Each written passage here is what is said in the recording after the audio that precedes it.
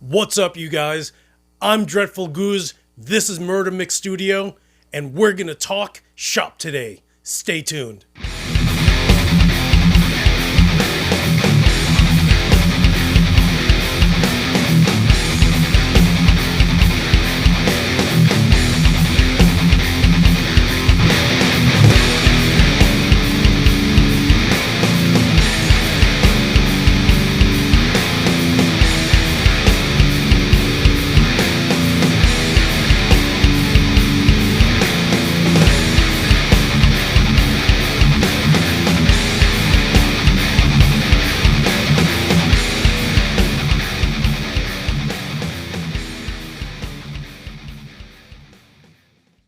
What is up, you guys? It's your boy Luis Torres, and shout out to my boy, the Gooz Man himself.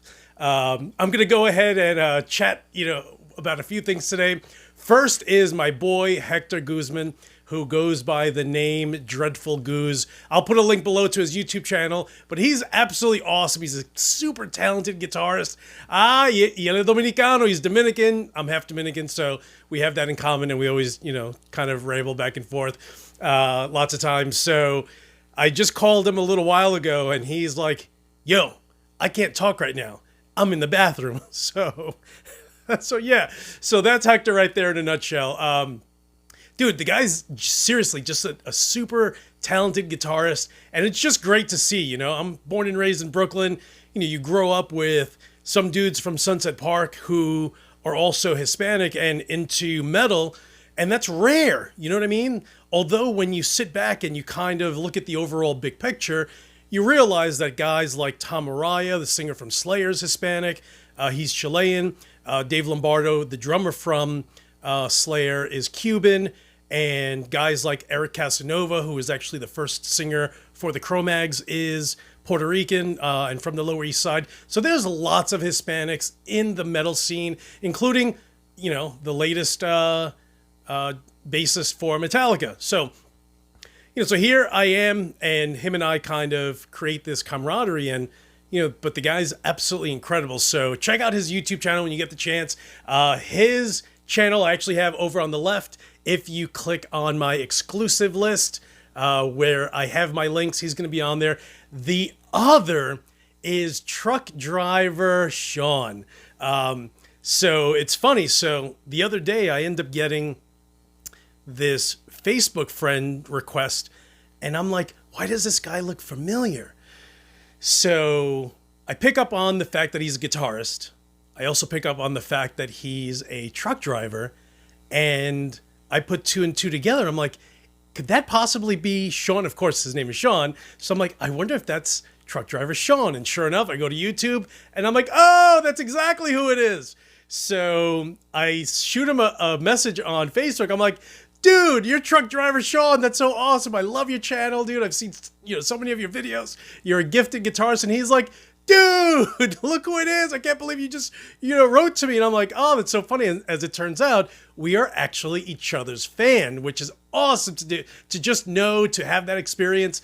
Dude, there's so many YouTube channels. So when you come across someone like his YouTube channel and you're like, oh, look at this dude. Like he, literally takes his guitar everywhere as he's trucking along. You know what I'm saying? So he and I kind of went back and forth, and once this whole pandemic thing eases up and we can finally hang out with friends and family again, next time, he's actually in Buffalo, New York right now, but the next time he comes through Albany, him and I are going to link up, and we're just going to go for, we're just going to grab something to eat and some beers, which is awesome.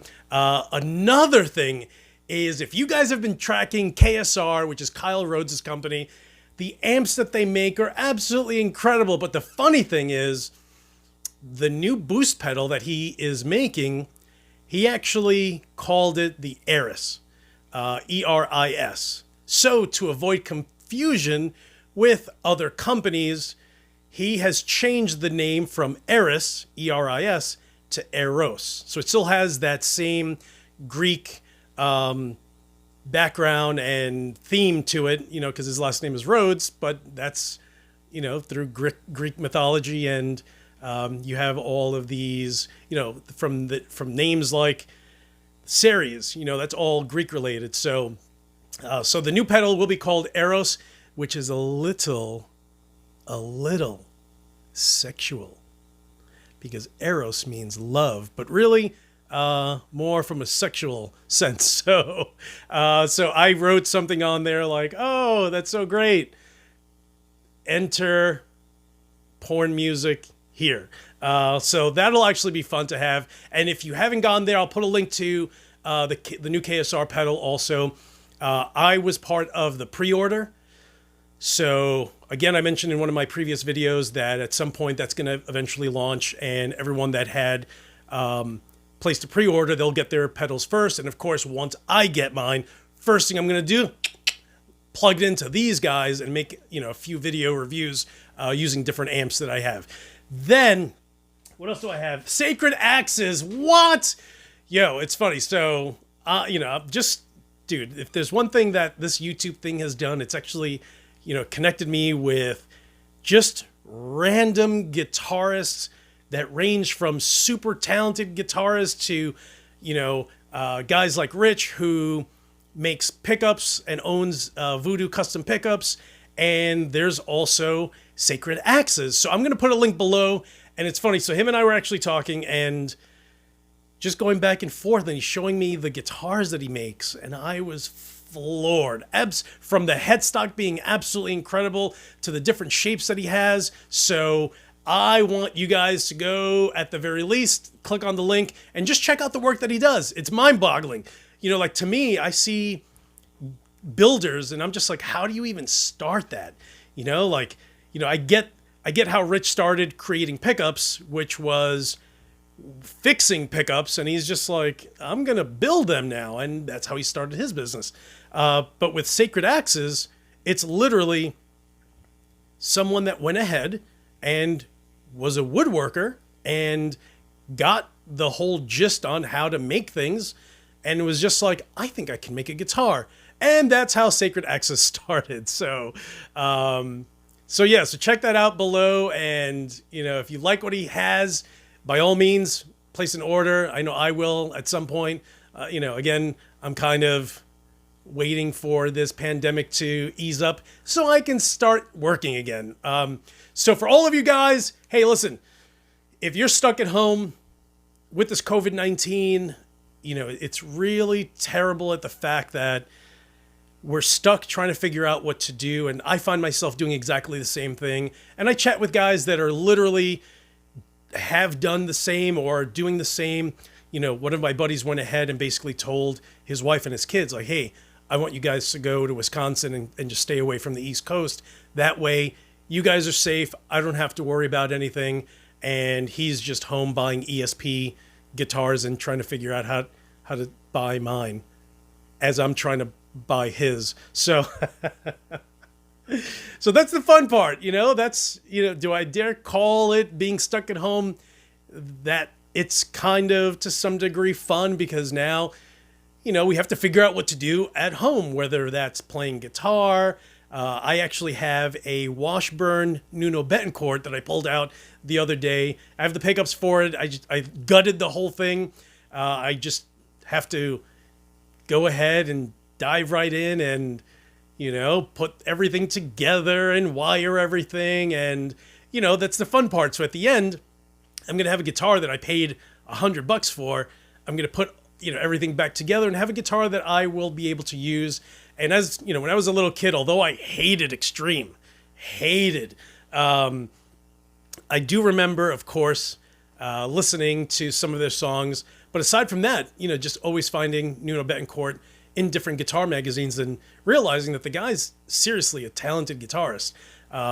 So I have that guitar, and I think it's an awesome guitar that you can get and still get. So, guys, thank you so much for watching. You guys are always the absolute best. On the comments below, jot down what you have been doing lately while you're completely being bogged down with this COVID-19. Let other people, you know, a part of being artistic is trying to be artistic with what we do, you know, and I've talked to guys like Christian Milano, who is a guitarist as well as a painter and a super talented painter at that. So I'll post a link below for even Christian's link. And if you don't know who Christian Milano is, shame on you. If you've ever seen any Fortin pedal dangling off the front of an amplifier, that's the guy who created it.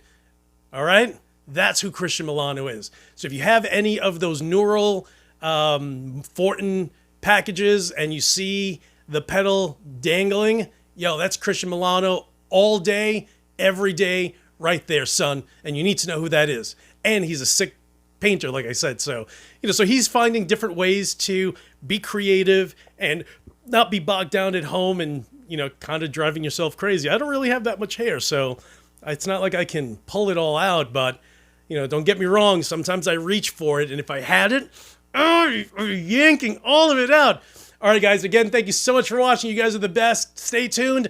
I'm going to go ahead and post a bunch of videos, and we'll get all that going. So, guys, hit the subscribe button if you haven't, and as usual, I will talk to you guys soon.